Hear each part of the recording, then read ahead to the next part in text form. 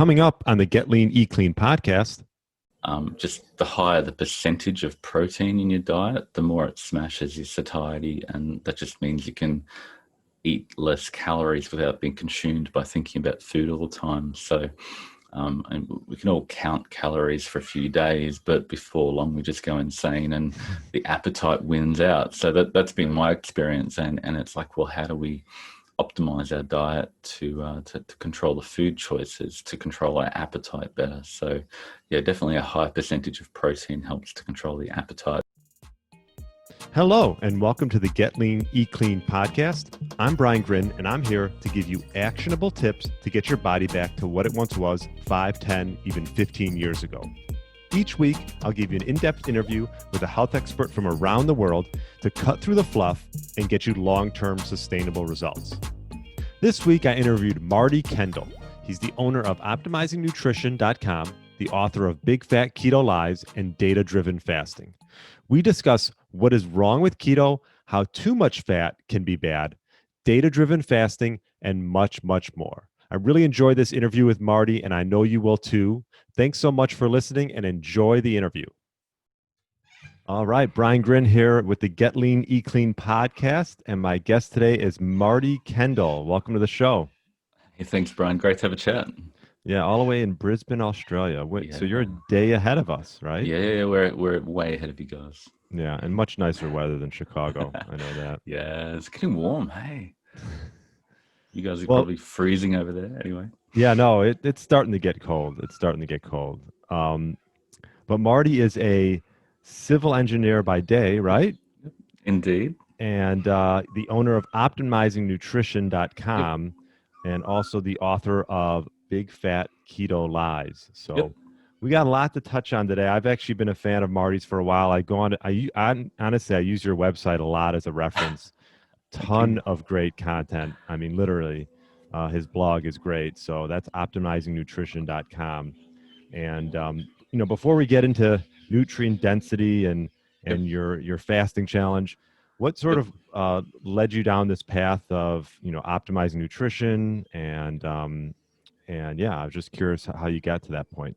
Yeah. Wife is type 1 diabetic, so I suppose 16 years ago, whatever, when we started to think about having kids, I went, hey, what's this diabetes thing? We started to try and understand how nutrition and diabetes and everything interacted, just try to manage that risk. And luckily we've got two healthy, vibrant teenagers who grow and eat a lot. And so that went okay. But I suppose maybe 5 or 6 years ago, stumbled across Rob Wolf, who's an amazing guy, great influence, and Jimmy Moore and Jason Fung, and got into the low carb scene. And there's a big low carb down under movement over here, and then type 1 group, which is an amazing group for people with type 1 managing their diet for type 1 diabetes. And that really radically improved and changed our lives and Monica's health and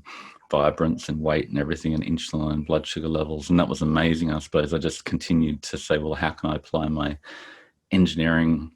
Like by day, I'm going, well, analyze bridges and structures and roads and bike paths and multi-criteria analysis to say, should we put a motorway here or here, and should we invest over here? So that sort of approach to optimization for nutrition sort of came intuitively for me, and I thought, nobody else is doing this, so I'll just keep on crunching the numbers and trying to create a systematized approach to nutrition.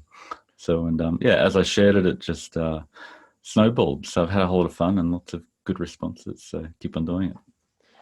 Yeah, I mean, I was sort of grabbed by your site just because when you hear optimizing nutrition and you're someone like myself who's been in health and wellness for so long, I think one of the things is a lot of times people put a blanket like it's almost like a blanket view on what, you got to be keto or you got to be carnivore, or maybe you're vegetarian, or like, I like the fact that you sort of take each individual, find out, well, what are they deficient in, and how can they really get the most out of their nutrition based on their bodies and, the way they are.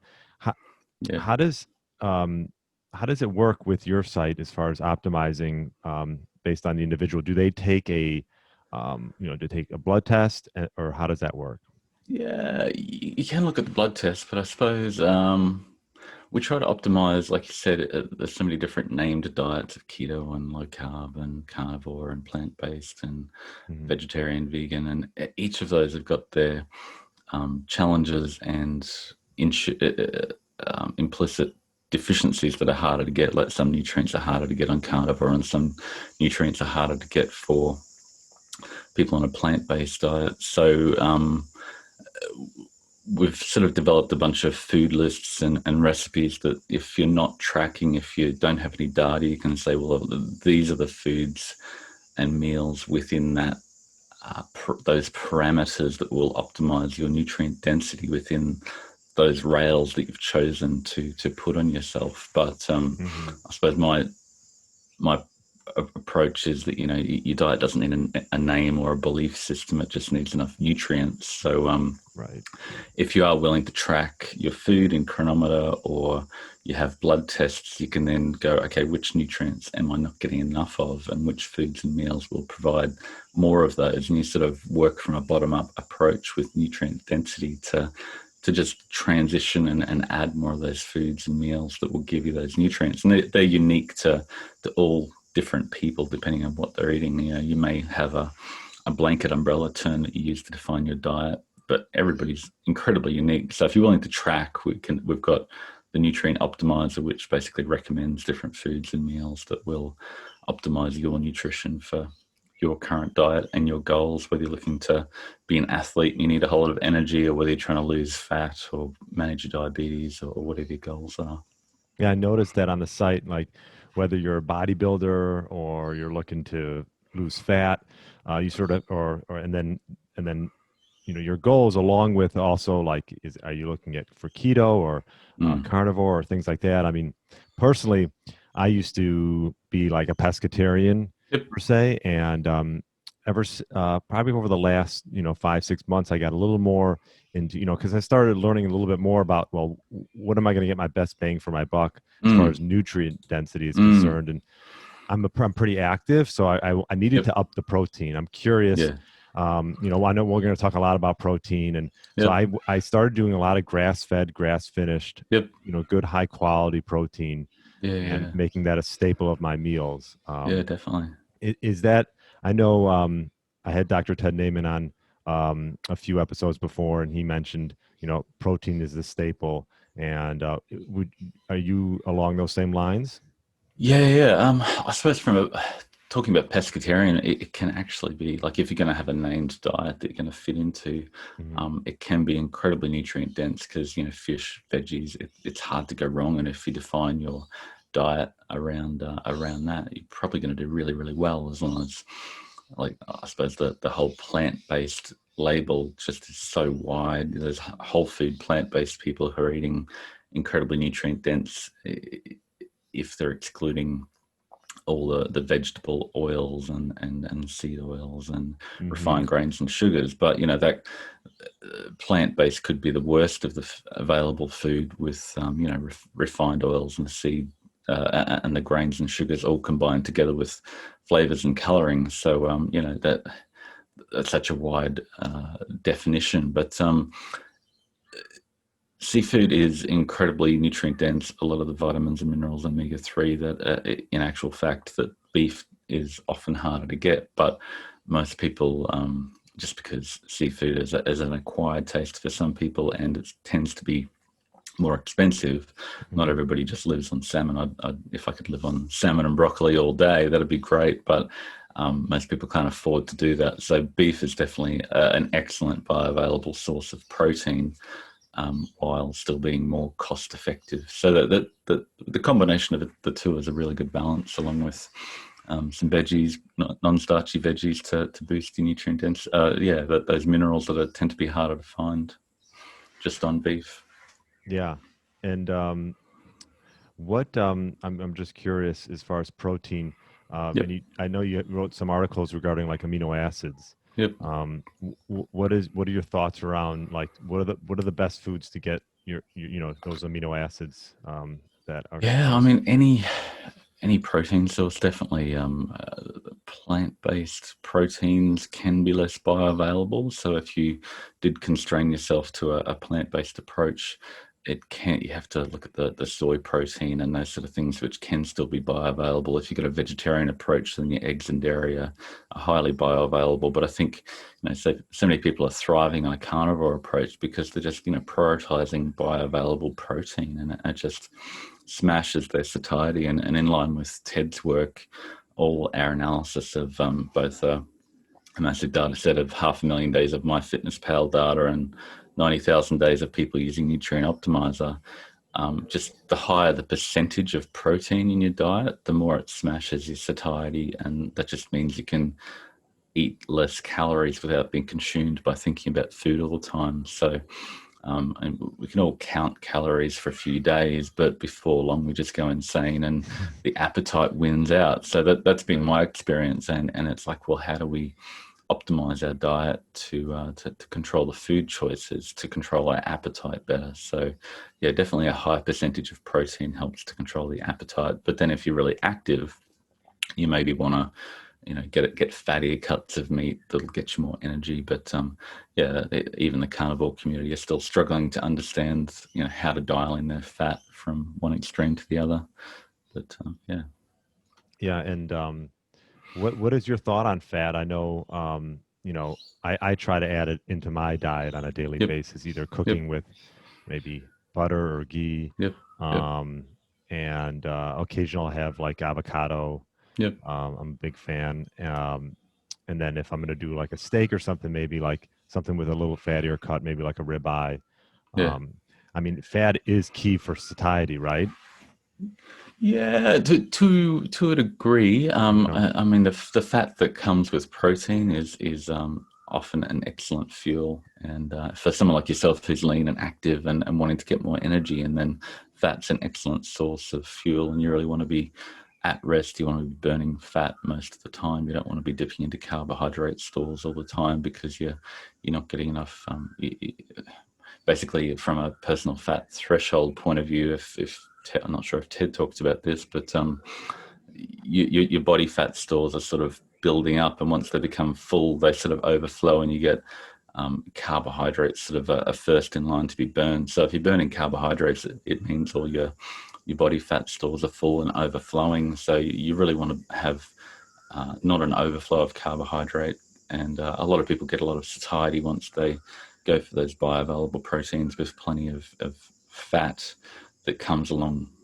But that's where you need to find the balance of, if you overdo the fat, then and that's where I went wrong. A lot of the time you think, I've got to get high ketones, and ketones are everything, and you go off that slippery slope. And fat isn't actually per calorie as satiating as protein, and it tends to not be particularly nutrient dense. So you need to find that balance and that sweet spot for your goals and where you are, and not just follow everybody else on Instagram and Facebook that had magic results with this keto diet, whatever that means. Yeah, and I'm curious about your book, Big Fat Keto Lies. What Yeah. what would you say? I don't know. Let's like the cliff notes of that book. Is it because keto's gotten so hot, and you Yeah. see people? It's like all they do is have fat all day. Yeah. I'm assuming you talk about that in your book. Yeah. Yeah, I suppose Marty's mistakes in low carb and keto world, and things that I found to be really useful, but things that I found when taken to extreme aren't useful. So, a fear, like a lot of people end up fearing protein in pursuit of ketones, and pursuing ketones as the end goal. And you can get ketones in your blood by, drinking butter and olive oil and MCT oil and coconut oil. And we all did that 5 years ago when it was the craze, and you're chasing these high ketone values, and that's, these people on Facebook have got these high ketone values, so I need high ketone values like them. And there's this optimal ketone value zone, this optimal ketosis, that you need higher and higher ketones. But the reality is that after more and more people have been following a ketogenic diet, they've found that, as your metabolic health improves, your those ketone levels come down. And if you continue to chase high ketones, then you're just adding more and more fat when you're trying to use your body fat. Ideally, most of us are trying to not be obese, and that's a challenge in our modern environment. So to just keep on adding more and more fat doesn't tend to lead to long-term optimal body composition. So so I've sort of broken down 12 different common myths and sort of shown, hey, this is how optimizing nutrition can address those and progress us forward. And I've got a lot of love for my friends in keto world, but I also think there's a lot to be learnt to continue to move down the path. And ketones aren't the end goal that a lot of us have painted them to be. They're a good thing if that's because you're eating a high satiety diet that is leading to fat loss from your body. That's a great thing, and it drives autophagy and all these amazing benefits. But if you're just jamming in a whole lot of exogenous ketone and exogenous fat, then it's probably going to drive poor metabolic health. Yeah. And we talk about nutrient density and the importance of it. I know you're a big fan of fasting, and I am as well. You have your data-driven fasting challenge. I have a 21-day. I have a 21-day fasting challenge. So that also drew me to all your work. I'm curious about the challenge. I'd love to hear more about it. Data-driven fasting, and I'm sure like anything, if you're going to get into fasting, eating right and eating nutrient-dense foods can make fasting a lot easier, right? Definitely. Yeah, and we try to balance the feasting and fasting, and when you eat, it helps a lot. Same sort of philosophy that when you eat, if you prioritize high satiety, nutrient-dense food, you're going to be less hungry and less likely to binge, and more likely to have better body composition outcomes and feel more energetic. And I suppose myself, I've tried the 7-day fasts and extended fasts, and I just found I wasn't losing weight over the long term. And you see a lot of people who, like in a group, we've got a survey and they say, what are the most common challenges with fasting? And the number one by a long way is just people tend to keep losing and gaining the same weight over and over again with these massive long Herculean fasts, and find that they're just binging on the energy dense, nutrient poor foods at the end because they feel they've earned it, and their lizard brain's just triggered and going nuts. So the data-driven fasting approach is, because coming from my wife being type 1 diabetic, and I'm watching her blood sugars all the time and the CGM, and it's really fascinating. It sort of makes sense that when she's looking at those blood sugars live, she's very conscious of her food intake, because you can see really what goes up, what drives it up, and she tries to manage that, and she tries to sort of wait until it comes back down before you load in more energy. And basically your blood sugars are an instantaneous fuel gauge for your body, and we can hack it by sort of eating high fat foods and avoiding protein to avoid that spike after, but that often doesn't lead to satiety or better body composition or nutrient density. So really the number one thing that aligns with fat loss is just waiting long enough before your blood sugars drop again before you eat again. So that's sort of what data-driven fasting is all about, of finding the point at which you feel you're hungry and want to eat.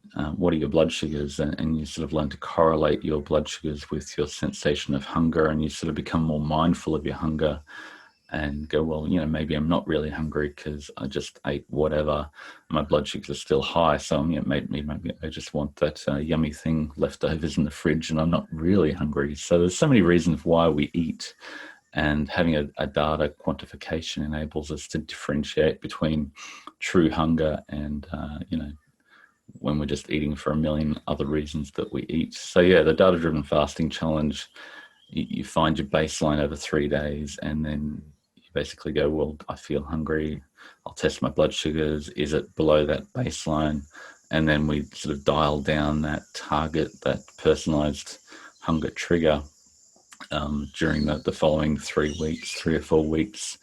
And as you chase the lower pre-meal blood sugar, everything else sort of follows with lower blood sugars, waking blood sugars, body fat, waste, everything else. So it seems to be Hmm. an incredibly effective approach to dialing in that fasting routine without going days and having to go days and days. You find that sort of, I think, sweet spot where you've found the 1 or 2 meals a day really helps, and having a finite eating window, you quickly eliminate snacks and move into a more sustained approach that will lead to fat loss and your long-term goals.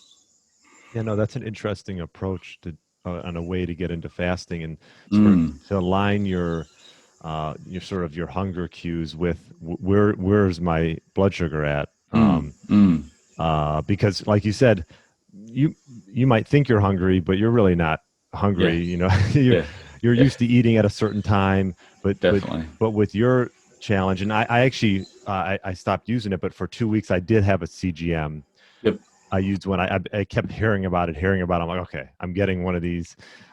I just want to give it a go, a continuous glucose monitor. And I will say it was handy. It gave me a good idea of how foods affected my blood sugar, Mm, and also the time of day and how it mm. affected me as well. Noticing that I'm not a late night eater, but when I got past a certain time, I made sure that I didn't have anything because insulin spikes happened. I shouldn't say more rapidly, but greater Yeah. response towards the evening as it did if I had Yep. that same thing in the middle of the day. Yeah. Yeah. Definitely. We see that a lot. You're more primed to store your food at night, and your blood sugars tend to go a lot higher. So a lot of people go, yeah, maybe I shouldn't be eating so late. I'll move my higher protein, high satiety, high nutrient density foods earlier in the day, and then they're not as hungry at night. So it just sort of helps you tweak it in. Yeah. Well, I see a lot of people jumping on the CGM bandwagon though, and it can be very confusing. And I spend a lot of my time watching my wife's CGM and trying to tie in. We've got this closed loop insulin system with an app that was set up with a bunch of people who have been really proactive and don't want to wait until it's a commercial system, and it does your head in. It really, it's really complex and full on to try and understand what's happening with your blood sugars all the time. But just a simple glucose meter before you eat is a whole lot more, I think, effective and less confusing. It just validates your hunger rather than trying to, and then they use the wrong ways to hack it by avoiding protein or more fat, or combining fat and carbs together, which is the ultimate way to drive your hunger to eat more, although it may stabilize your blood sugars a little bit. So yeah, it's So yeah, you I'm use not sure about everybody jumping on board the yeah. CGM No, bandwagon. I sort of agree. I used it for 2 weeks, and I agree. It can sort of drive you a little crazy. Yeah, I don't know. Because like you're always like taking a look at it, and for me, and I'm sure you see this, like it more or less like you want to just sort of be in tune with how you're feeling. Like yep, I can tell how foods affect me. I mean, yeah, not everyone can be, not everyone is like that. I think it takes mm, time to get to that point, but I can tell like in the middle of the day, I used to have like this big salad mm, with just like a really good veggie burger that mm, was like mm, not mm, not not not with the vegetable oils and the seed oils and things like that, yep, yep, good yep, quality one. But yeah, I did notice that because it was fairly carb heavy, even though they're not like refined yep, carbs, I did feel a bit of a crash, yeah, and I didn't really like that feeling in the middle of the day. yep, So that was just me. That wasn't some CGM telling me that. mm, So I think if you just try to get in tune, and I think fasting helps you get in tune with those hunger yeah, cues yeah, and definitely, how you're definitely, feeling after you have a certain meal. yeah, definitely, definitely. Um, so I The the, just, the yeah, yeah, the I was just challenge gonna, is to find. Oh, yeah, sorry, go on, you go. I was just gonna say I The changed. podcast. I'm sorry. No, yeah, you're the guest, but I was just gonna, I changed. I just tweaked what I ate in the middle of the day, got a little bit away from the carb side of things, Yep. and more so, let's just say Mm, eggs and I don't know, lox and cream, mm, excuse me, mm, cottage cheese. So a little bit mm. more protein, fat. Yep. Yep. Maybe push my carbs towards the end of the day when I don't need to be productive. Yeah. Yeah. You know, Yeah. I- Yeah. Yeah. For sure. what are your thoughts on that? Yeah. Yeah. Definitely. Front loading. We've done a bunch of analysis on when satiety versus when people eat and what people eat, and definitely people who eat earlier in the day. I mean, it's not, you don't have to eat, I don't think you want to wake up and start eating, but that first meal, if you try to prioritize more calories and more protein, Mm-hmm. if you load your protein earlier in the day instead of think as, carbs and fat and the energy that you need at the end of the day, if you need to top up, but, definitely prioritizing the higher nutrient density, higher protein early in the day is definitely a great hack for satiety and, like you say, not being on the blood sugar roller coaster all day. Right. Yeah, definitely a good play. What are your thoughts around eating regarding working out and things like that? I mean, Yep. well, I was just say I I tend to work out in a fasted state Mm, and I'll do it towards the middle end of my day, and then I'll yep. break my fast maybe 30 minutes after my workout. It's Yeah. almost like a reward. Yeah, and you're definitely depleted, and you would need to refuel and refill that energy stores. And if you work out and go too long and try to push it, then I think a lot of people find they end up binging and eating more than they would otherwise want to. They get really hungry a long time after they work out. So definitely, um, loading your energy around those workouts is a smart thing. Basically, eat when you're hungry, but if definitely around the workout when you need to refuel. I don't get into, you need to eat this time and this time and this time. And I think, you get, I think there's a really tight anabolic window that you need to get your protein in. But definitely, Right. if you're getting enough protein across the day, then that's great. For 99% of the people, if you're an elite bodybuilder taking a whole lot of steroids and performance enhancing drugs, then maybe there's some fine tuning to be done there, but not for most of us. Yeah. And what are your thoughts on like the different types of protein? And are all proteins created equal? Um, Yeah. you know, I saw you wrote a little bit about that. I had a guest on the inventor of X3. I haven't It Okay. hasn't been published yet, but he came out with a Yep. protein called Fortigen, which is like a Okay. fermented Oh. protein. He was saying how it was so much more bioavailable than like a whey protein or things Yeah. like that. What are your Yeah. thoughts around the different Wow. proteins? Mm. Yeah, whey protein is right up there in terms of bioavailability. But yeah, there's definitely challenges when it comes to bioavailability of a lot of plant-based proteins. There's the protein digestibility amino acid score, and if you're not getting animal proteins, dairy proteins, then you definitely have to watch that they're bioavailable. But at the same time, if you're getting your protein from a banana, you're going to need to eat a lot of banana to get that protein each day. So you just end up eating a massive amount of calories. So not just is the protein less bioavailable, but the amount of energy you have to consume to get that protein that you need is also a challenge. So, if you compare, whey protein, cod, egg whites, and those sorts of things are incredibly bioavailable and protein dense in terms of protein percentage. So you really need to focus on getting enough of those in every meal, and not to manage your overall hunger over the day. Otherwise, you'll be seeking out those foods. And Ted's a big proponent of the protein leverage hypothesis, that we keep on eating calories to get the protein we need and nutrients we need. Particularly, we've seen that in our analysis as protein is definitely the most dominant nutrient we seek, but all the other, particularly the minerals, we seek and crave those as well. So if you focus on protein and nutrient density, then you're gonna quell your appetite and quench your appetite. So you're not going to be eating as many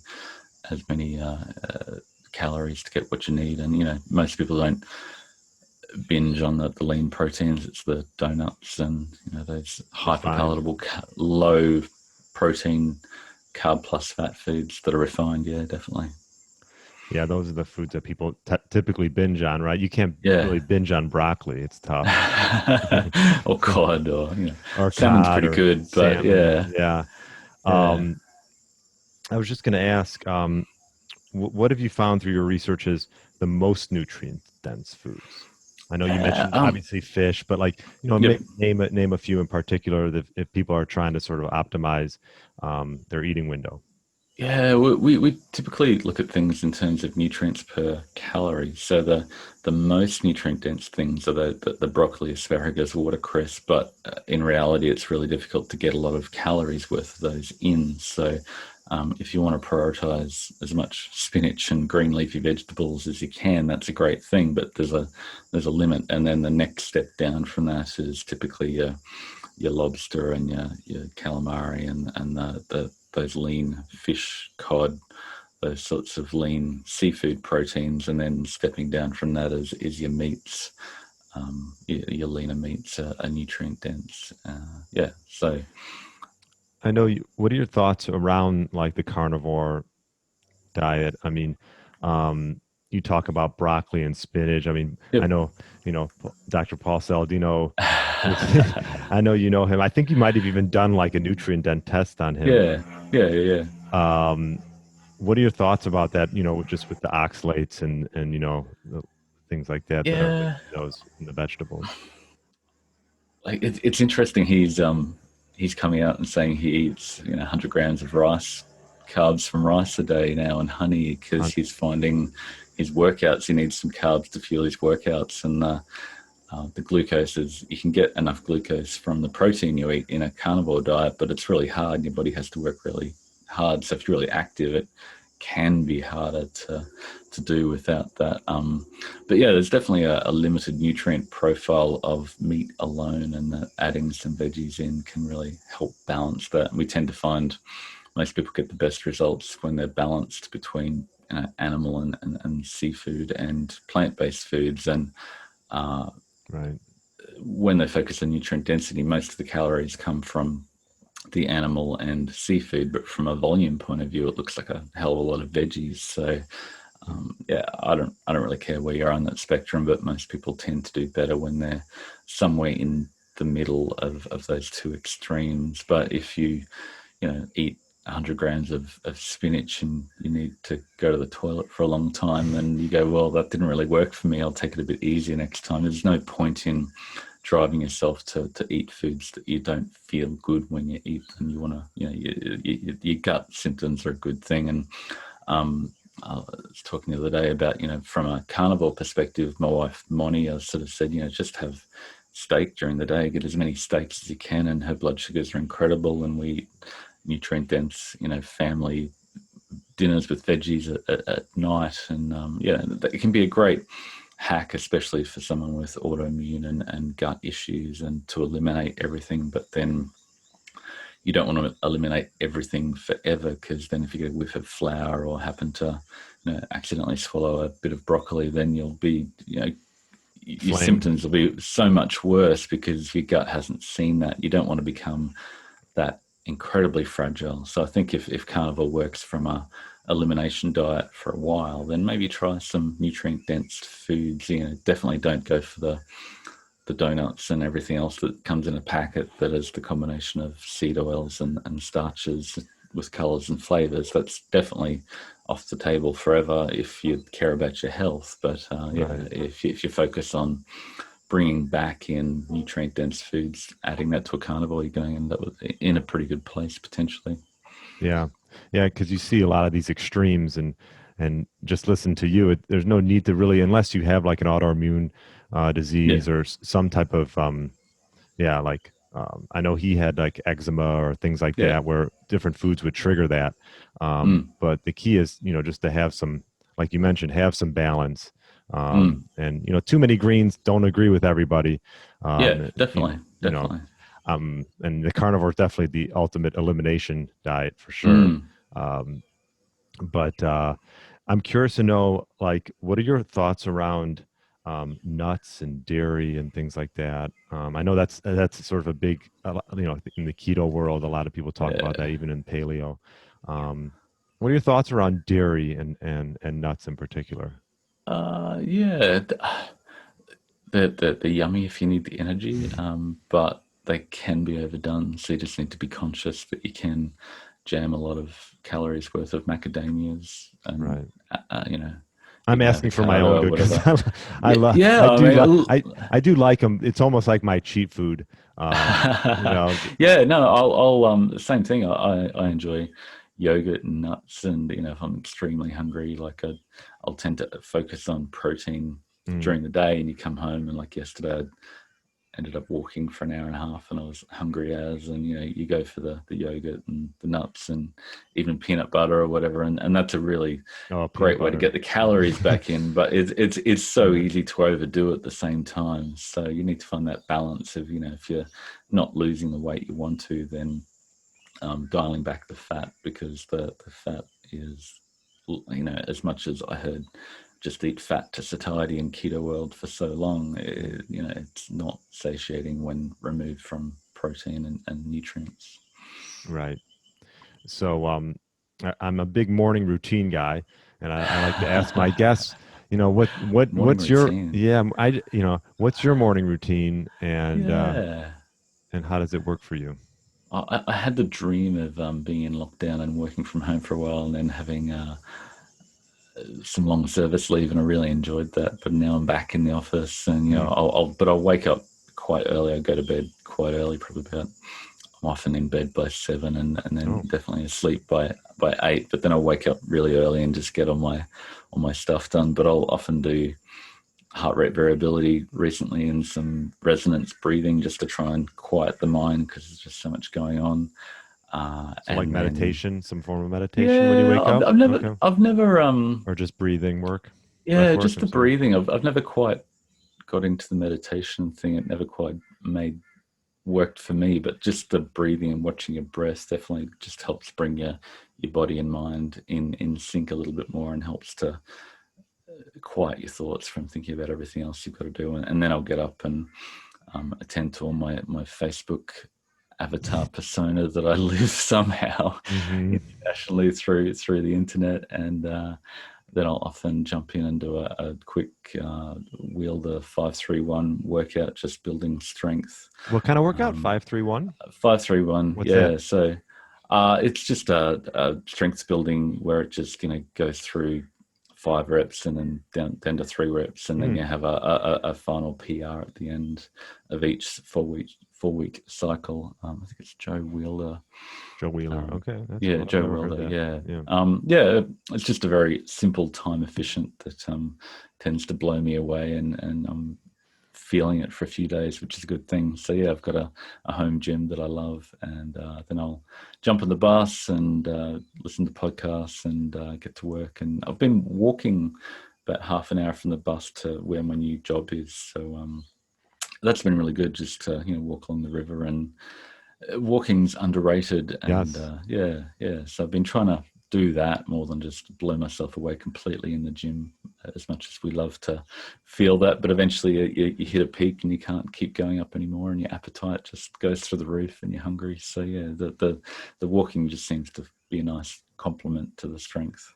I mean, I talk about walking all the time. It's just like a simple hack for health. It really is. Walking after a meal, right? I mean, have you seen this with your wife or with anyone, as far as like blood sugars, controlling it after you eat, going for a walk? I have 2 dogs now, so I'm out there. You have to walk them. I'm out there plenty. I try to move. I try to have our eating times right before our walks, and it works out nice. Yeah, definitely. And when I come home after doing the walking from the bus, you take your blood sugars, and it's like, wow, that's really low. And the walking with your mouth closed and through nose breathing is just a nice way of not pushing so hard that you have to dip into your carbohydrate stores, and you train your body to burn fat more, which is what the Tour de France athletes are doing all the time. So breathing through your nose as you're walking, not through your mouth. Yeah, so not pushing yourself so hard that you have to open your mouth to mouth breathe, and that sort of keeps you in a sort of a fat burning zone. If you wanted to get hardcore, you could measure your RQ and your VO2 max and your lactate threshold, and that's really fascinating podcast on the Peter Attia with San Milano, who did all this lactate threshold testing on the guy who just won Tudor, whatever his name was, but won the Tour de France. And he just said he's got amazing capacity to just continue to burn fat, but that's where a lot of us could benefit, just by, pushing ourselves as much as we can while still nose breathing to the point that we're still in that fat burning zone more without dipping into the carbohydrates. And when you dip into your glucose and your blood sugars drop, you get really hungry and ravenous and want to, go out and binge. So it's sort of a nice hack to not push your body too far and train it to burn fat. I love that hack. Yeah, that's a good one. So when you're going out for that walk, just put some tape on your mouth. Yeah, or the taping your mouth at night is an interesting hack that a lot of people are doing. I did it for a little while, but just training yourself to breathe through your nose at night. Yeah, and no, I like that one. I'll have to do that on my walks. Yeah. What are your thoughts about circadian rhythm and things like that? Is that something that you talk about, like with your fasting windows and and when you're eating? Like, what is your, I guess my question would be too, is what is your typical day like as far as fasting and eating? Yeah, I've been trying to delay my first meal till lunch at work. So I'll take, we've got this kangaroo meat over here that's just basically wild game, but has to be culled because they're eating all the fields. So it's cheap and incredibly nutrient dense and incredibly high protein. So I'll take some eggs or kangaroo or something to work and have that when I get hungry about lunchtime. And so I sort of delay that first meal, make sure it's protein focused, but definitely trying to, it's hard, but get out and get some sun early in the day and not eat too much too late, which is hard to do for most people, and including me. And when you come home, you want to refuel, but not eating late, because most of us are making poor food choices at 11 or midnight. Right. I always found a good hack was just pick a time where you're just going to stop for the day. It's just like if you like, that's helped me a lot. I was never a big late night, but if it's 6:30 and then there's 6:30 and you just sort of get into that rhythm where you just like close the kitchen. Yeah, definitely. No, that's a really smart approach. Yeah. And you're going to bed pretty early too, so you don't want to eat too close to your bedtime, right? I mean, you're going to bed at what, 8 o'clock, right? Yeah. I'm just, everybody. I just love that morning time when my mind is clear and I can be creative. So I sort of crave that. Yeah. Yeah. That's why I'm big on morning routines, just because you can get so much done. You're up earlier than anybody, and it's a nice quiet, I'm usually up and then out with my dogs on a walk, and no one's out there. It's peaceful. It's a meditative. Yeah, it's great. Well, I'm curious. I mean, we've touched on a lot regarding your challenges. Your website's awesome with your blog. Thank you. And then your book, Big Fat Keto Lies. I'll have to check that one out. Yeah, I'll send you a link. Yeah. Love your thoughts. I'll definitely check that out. You also have a recipe book, right? Yeah. We basically realized that we can talk about numbers and nutrient density, but we wanted to show people what it looked like. People love recipe books. People love it. Yeah. And then it's sort of all like, oh, this is what nutrient density actually looks like. And so we've worked to optimize for we've got a meat book and a plant-based book, maximum nutrient density book. And we liked it so much that we did a high protein to energy recipe book. And so there's a whole range from therapeutic keto, low carb, blood sugar control. So we ended up with 22 books at the moment, and we're working on a bunch more. So it's sort of got a PDFs or actual books? Are these PDFs? They're PDFs with a whole bunch of hyperlinks. So in each recipe, you click on the hyperlink and it'll open all the micronutrient details, and then we've got a list of 150 recipes up the back to align with that goal. So it'll be hard to make as people say, oh, I like a hard copy book, but it'd be hard to quite make as a hard copy book in shops. But they've worked really well and people love it. And it's integrated into Nutrient Optimizer. So if you log your food, it'll basically tell you what you should be eating next to continue to optimize your nutrition. Yeah. Well, you mentioned micronutrients. I just want to touch. Do you, like, a lot of people think they're hungry, but they're just lacking like potassium, sodium, things like that, right? I mean, like I teach a lot of people to maybe add a little bit of good quality sea salt to their water. What are your thoughts about getting those micronutrients? Yeah, definitely. We've done that analysis, satiety analysis of everybody who tracks with Chronometer and attaches it to Nutrient Optimizer uploads their data. So we've got 90,000 days of micronutrient data. So we've done that analysis, and yeah, definitely the sodium, magnesium, potassium are really big drivers of hunger. And if you're getting enough of that in your diet, you're satiated and tend to eat less calories overall. So it's definitely a low carb diet. People crave sodium and are probably, should salt to taste and prioritize getting enough sodium. But yeah, definitely magnesium, potassium, and basically everything else, especially the minerals, drive hunger. Omega-3. Cholesterol seems to have a positive relationship with satiety. So if you're getting more food with cholesterol and omega-3, but then when it comes to saturated fat, sort of has a negative satiety, but then it sort of tapers off. But then the mono and poly unsaturated fat, basically those foods just tend to drive overeating. But that's probably because it's all the seed oils that are in the donuts and cookies and everything that comes in a package these days. So yeah, definitely limiting those is probably a great hack. Or the bottom line is anything that comes in a package with a barcode that says flavor number and color number with calories, then you probably it's engineered to make you overeat it. Right. Yeah. If you can't pronounce the ingredients, probably shouldn't bring it home, right? Definitely. It was made by a scientist to make you want to eat more of it. So yeah, Exactly. we've basically tried to reverse engineer that process to say, what do the foods look like that drive satiety with getting nutrient density, and who knew nutrition could be about getting more nutrients in the food you eat, Yeah, right. Yeah.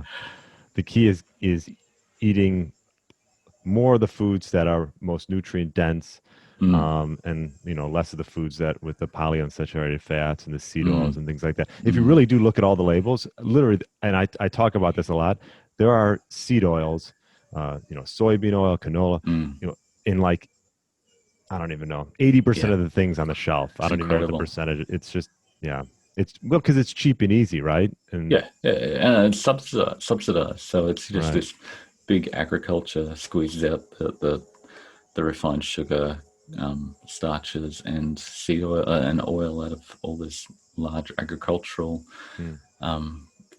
fueled by fossil fuel fertilizers that is very unsustainable over the long term and degrading to the environment. So yeah, I'm really passionate about regenerative agriculture that prioritizes growing food that restores the environment and restores life, not just animals or plants, but both together, and that works in really an amazing symbiotic relationship.